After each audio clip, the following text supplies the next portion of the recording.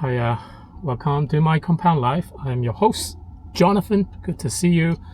This is a channel where we build assets, we build habits, and of course, we build freedom. And that will be financial freedom. Right? Once you establish that, you get an abundance of your time back. Why? Because you simply want to spend your time doing something else and not really stuck in your corporate jobs like how I used to be in Asia, where I have to work long hours, crazy hours. You get more of your time back so that, you don't have to be stuck in your dead-end job so that you become unhappy. And of course, you want to be financially free, get more time back so that you can work on something that more meaningful for yourself. And personally speaking, something that's meaningful for me right now is having this My Compound Life channel. Okay, so I'll be really grateful if you can just drop a like, hit subscribe, let me know who you are, the 12, 13, 14, 15 subscribers, and just enjoy the content. Okay, so thanks for riding with me on my Bitcoin ride or my crypto ride. I don't know what I want to call it now. Oh, I've just done a daily update on my Bitcoin daily update video, so it should be up shortly. And at the same time, I'm on X. If you search for me, My Compound Life, it will be really great if you can start to interact with me on X too. So in today's video, what I want to talk about, I just want to quickly highlight something. I just want to, talk about some experience of going through this cycle. What are some of the learning for myself, and some of the things that I'll continue to adopt, right? It's getting hot. Let me open some window. Okay, so I think one thing for sure that I've learned in this cycle is taking profits. Okay, so again, reiterate, I've been through 3 cycles of Bitcoin. This is my 3rd cycle. First cycle, I never quite know what I should be doing. Second cycle, by the time I knew what I should be doing, I've bought too many altcoins or shitcoins, as you guys like to call it, right?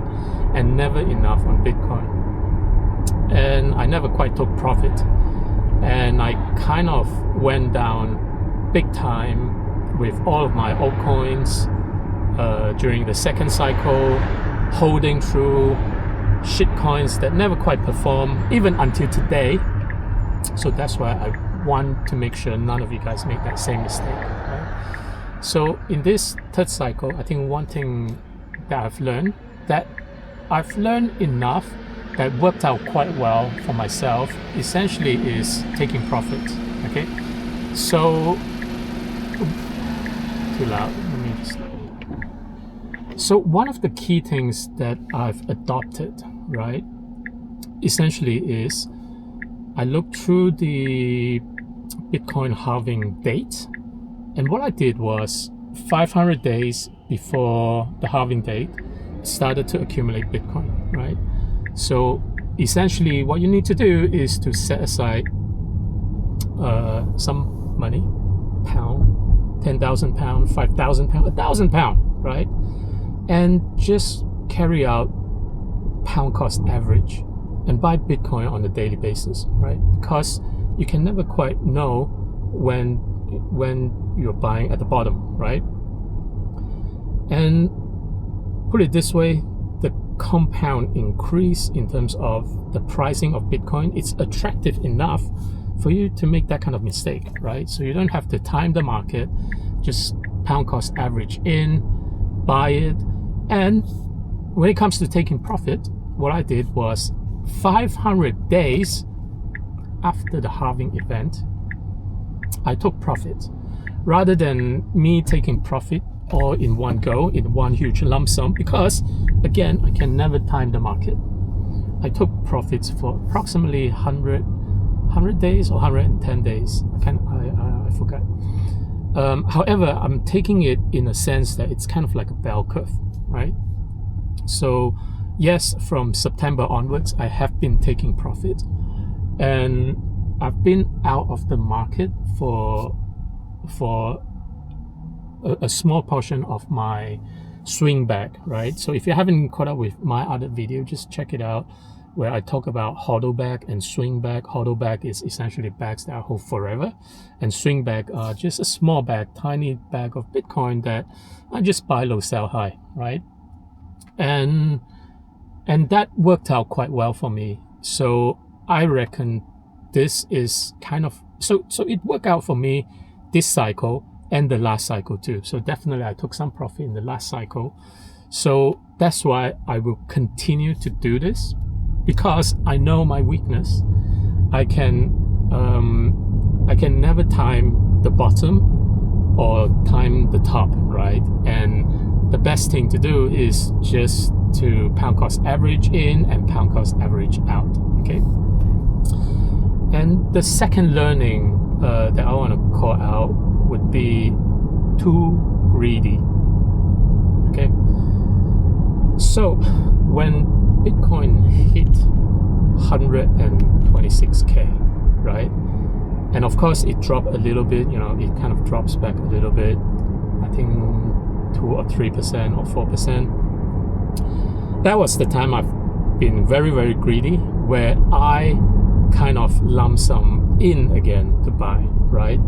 So I should have been out of 80% of my swing back by now, right? If I have just continuously practiced daily pound cost average out. However, at a great point at around 126k, when it dipped down to about 123 or 121k, I lump sum back whatever I sold and got back in a little bit, right? So not the full thing, not the full gain, but I lump sum back in quite a substantial amount. And then ever since the 10th of October, things started to tumble. And then ever since, right, you know, Bitcoin got into about 79k, 78k. So that was my mistake, right? Because I was too bullish, right? Expecting that we may as well be doing another leg up, and not really following through my initial plan. That was take profit, and not getting back in, right? So this is something that I need to highlight to all of you guys. If you are, you know, with your swing back and needed to get out this cycle, you need to essentially follow through the rhythm, right? Follow through the cycle, the rhythm for Bitcoin, and make sure that you don't remain your swing back, because your upside, it's limited, and your downside of, you know, it drops below your target exit point, it's tremendous, right? So don't be too greedy. Follow through your plan, like your exit plan. Drop it down in an Excel file, or set the sell, right? So whenever, like if I'm doing a pound cost average out on a daily basis, if I need to be out of by this amount of percentage, I need to be sure that I'm out, right? And not to enter back in, right? So that's a mistake. That's a pretty big mistake I made. But having said that, I still made some good profit, and that's why it kind of validates why we should be doing specific things, right? The third things I want to talk about is, I think it's kind of like a follow-up on my second thing of becoming too bullish. A lot of it is due to listening to all of these influencers, YouTubers out there. They are always bullish, right? That's why their channel have abundance of audiences. Every one of you just loves the bullish news. You love the thrill, the hype, right? But when it comes to, you know, YouTubers or influencers giving you the reality, you start to unsubscribe them. Surely, I think that's the case, right? So that's something that I've learned for the first, well, 1, 2, and 3rd cycle, and that's something I'll continue to follow through, right? In the most bullish situation, right? That's kind of like the right time for us to get out, you know, to take profits. You don't have to go lump sum in taking profit, but start taking profit, and don't have the expectation that, you know, it will continue to go up. There are too much, you know, external sources or causes that will affect the Bitcoin pricing, right? So that's something for sure that I've learned, not to be too bullish whenever influencers are hyping out Bitcoin, right? You always need to take a step back and look through it, understand that from your situation. Yes, it's highly bullish right now, so there are some catalysts with Bitcoin right now, but I'm not bullish, right? You always need to look into your position and estimate how much upside versus downside you might have. So that would gives you a very, very good judgment of, you know what, whether you want to ride with it, whether you want to take profit with it, and whether you want to wind down and start to sell, right? So that's the 3rd thing. And 4th thing is, every one of us need to learn some technical analysis, right? Looking at charts, knowing what is the 200 days moving average, what's the 50 days, what's the 20 days, and if 50 days crosses with the 20 days, you know, that would be a good bullish situation.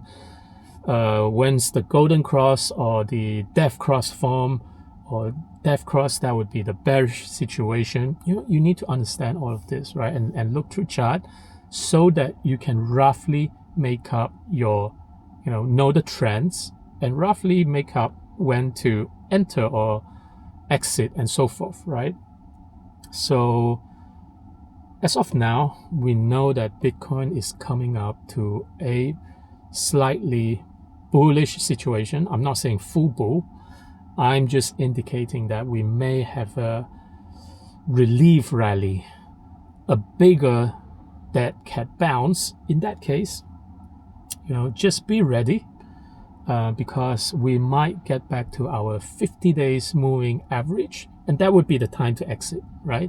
That will be my call. At least it would be my call for exit, right?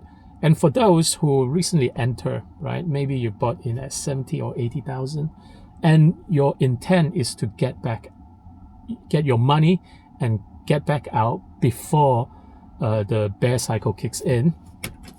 As soon as we hit about 100,000, 102, that's the 50 days moving average, consider coming out of it, right?